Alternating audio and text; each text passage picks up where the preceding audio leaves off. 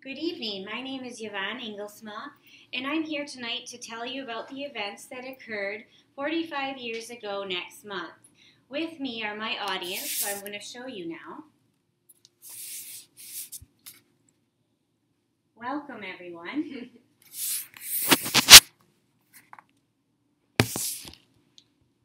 In September of 1970, the year that I was born, my view of how things were quite small. My mom and dad, Hank and Linda, were remodeling their home at 436 Oakhurst. My mom was up on a ladder doing too much painting, which sent her into labor 3 weeks early and brought me into the world. That's pretty much how I've thought about things my entire life. It turns out that there's been a lot more happening than that. I'd like to share a few of those things with you tonight. In the first place, I want you to know that there was a lot of terrorism going on in the Mideast. Not really a new concept, but things were different. On September 1st, the first failed attempt to assassinate Jordanian King Hussein took place. Then on the 6th, the Palestinians seized 3 airlines in Dawson's Field, a remote airstrip in Zakarta, Jordan. On the 7th, the Palestinian Liberation Organization, also known as the PLO, hijacked 4 planes. Fighting between Arabic guerrillas and government forces occurred in Amman, Jordan, pretty much continuously. On September 8th, more hijacking and subsequent destruction of 3 airliners to Jordan by the Palestinians, events that would later become known as Black September. On September 11th, a rather infamous day today as well, 88 hostages from Dawson's Field hijackings were released. It wasn't until September 25th that the rest of the hostages, all being Jews or Israeli citizens, were released. On September 12th, Palestinian terrorists blew up 3 airlines that they had hijacked in Jordan, continuing to hold hostages in various undisclosed locations in Amman. On September 15th, the PLO leader, Yasser Arafat, threatened to make a cemetery out of Jordan. This led to September 16th, where King Hussein of Jordan formed a military government and ordered forcible expulsion of the PLO. King Hussein was known as a leader who took a tumultuous country and brought peace and stability to it. He reigned for 35 years in Jordan, and I think that we can see from the events that I've shared with you that he was quite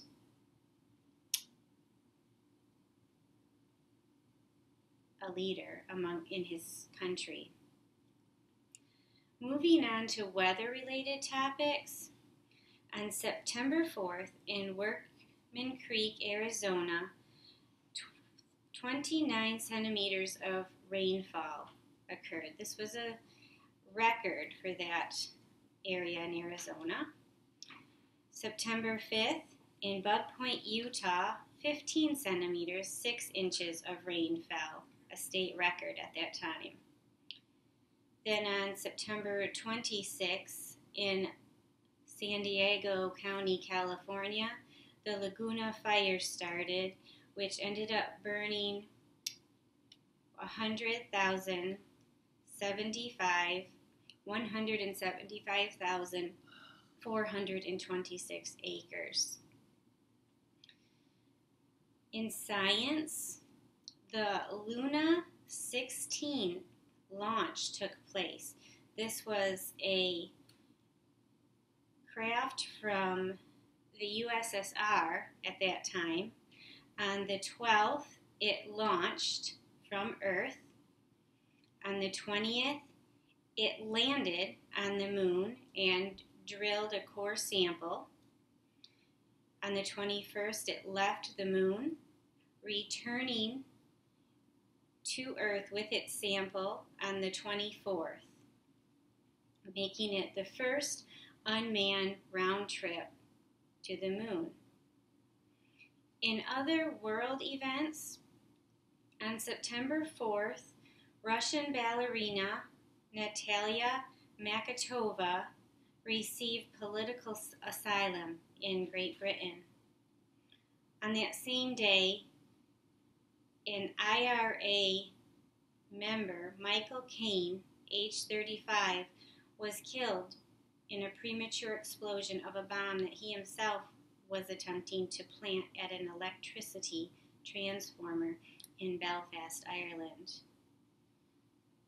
On September 28th, Anwar Sadat replaced Egyptian President Nasser. In our own country, a few more lightweight events.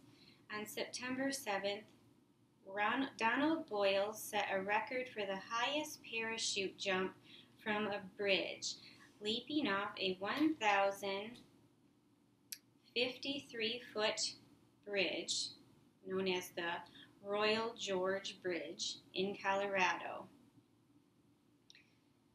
Today, that record has been beaten. In 2014, a man named Alan Eustace jumped off a much higher bridge, parachuting 135,890 feet. On September 11, the Ford Pinto was introduced.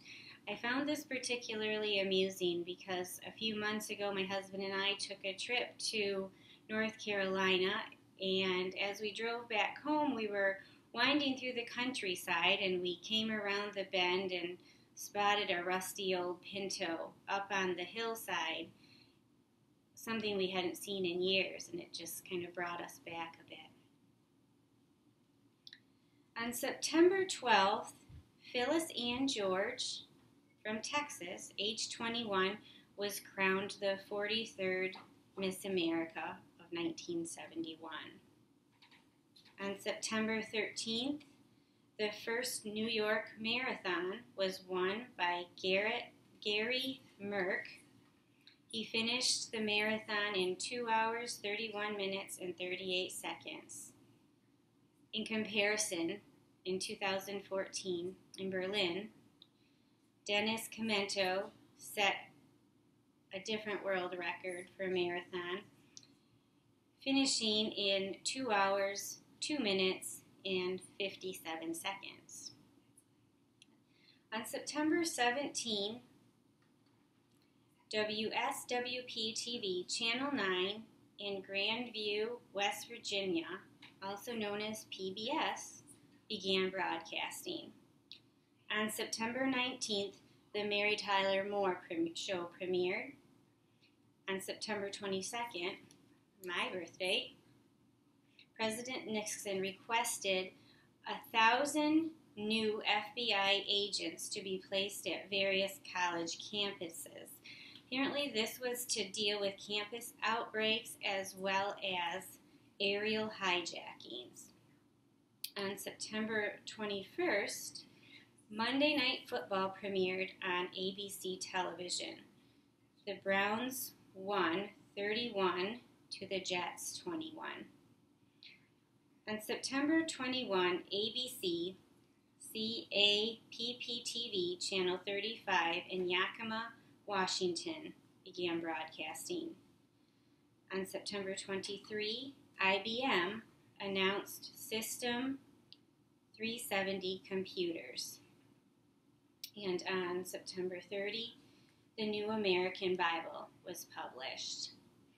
I found it interesting as I listened to some of your other speeches, the discussion about the prices of different products back in your birth month and year were mentioned. So I thought I would wrap up my speech by letting you know that Gas was 59 cents a gallon in 1970, and eggs were the same price. I was kind of wondering if I might be, in fact, the oldest student amongst us. I did listen to a speech earlier from 1978, but I don't think anyone has me beat for 1970. Thanks for your time. Good night.